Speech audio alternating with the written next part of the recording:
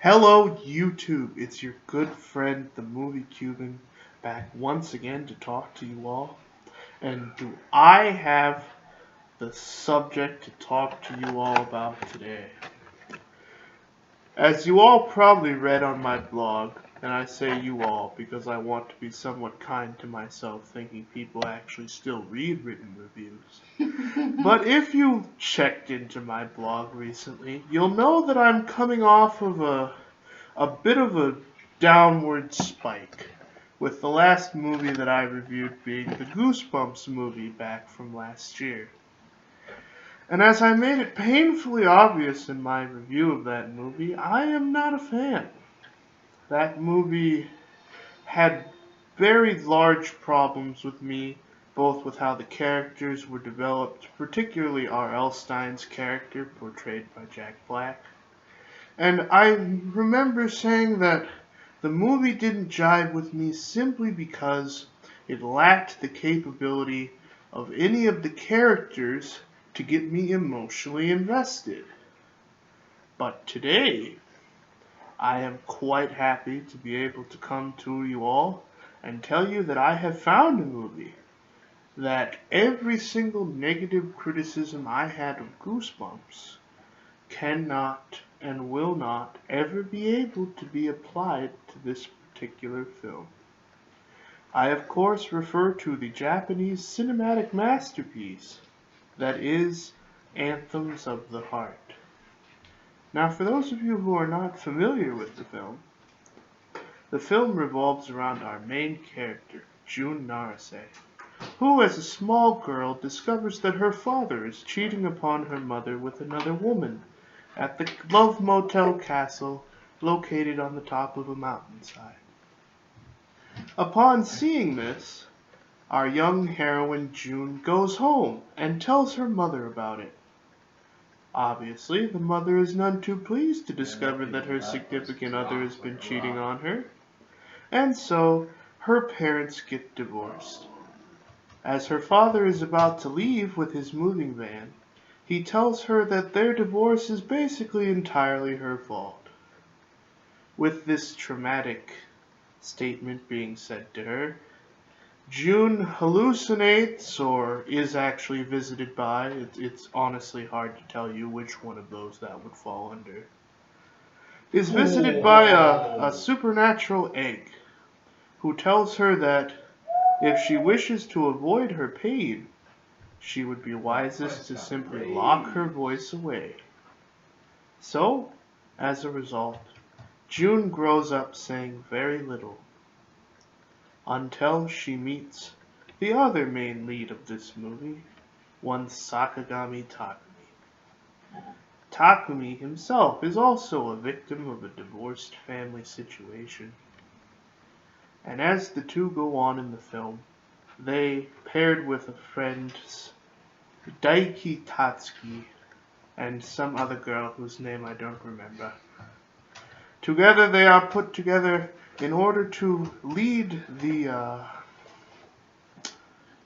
an outreach committee for their school.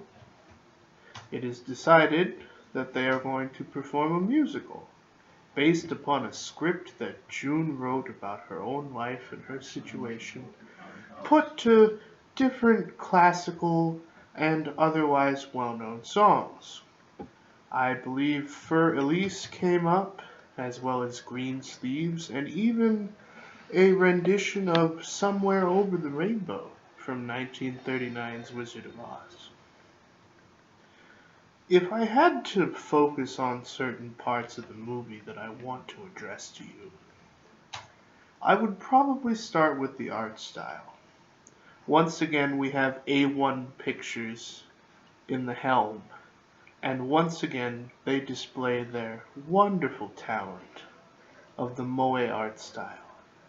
But never at any moment did it begin to get overbearing.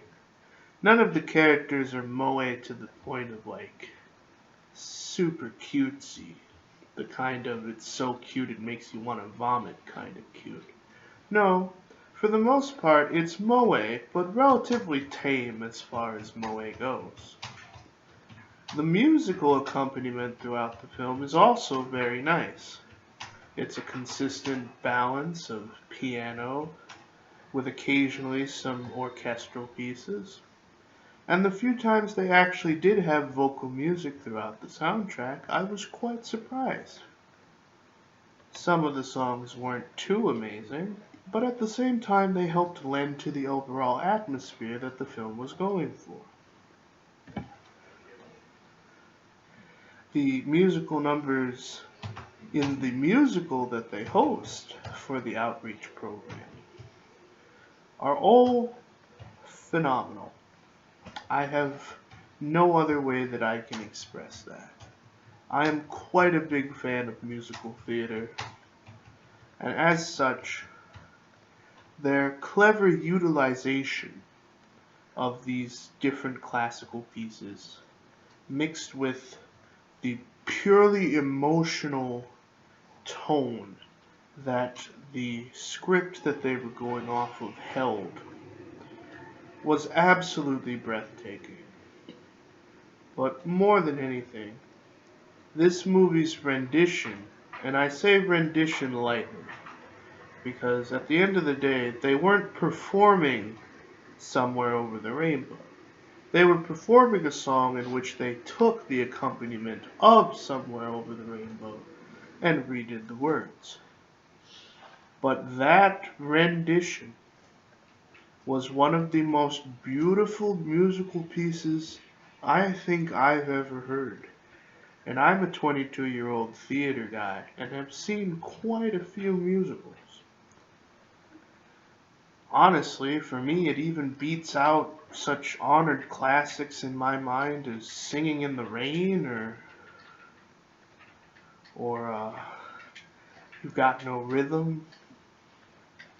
Just hands down, tops. And as I said previously, you will have no trouble getting emotionally invested in this movie. Only people with truly black hearts would be able to watch such a film and not find a few tears trickling down their cheeks every now and then. And frankly, there is a surprise at the end, which I won't spoil for you, because frankly, it's genius and comes right the hell out of nowhere.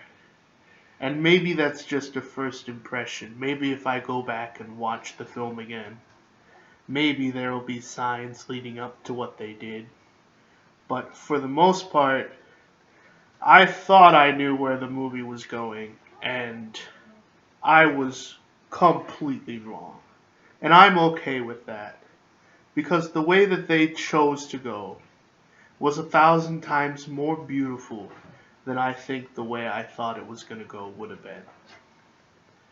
So, if you're in the market for a new movie to watch, if you, like me, are a fan of musical theater, if you enjoy Japanese animation and the sound of Japanese as it's being sung, then Anthems of the Heart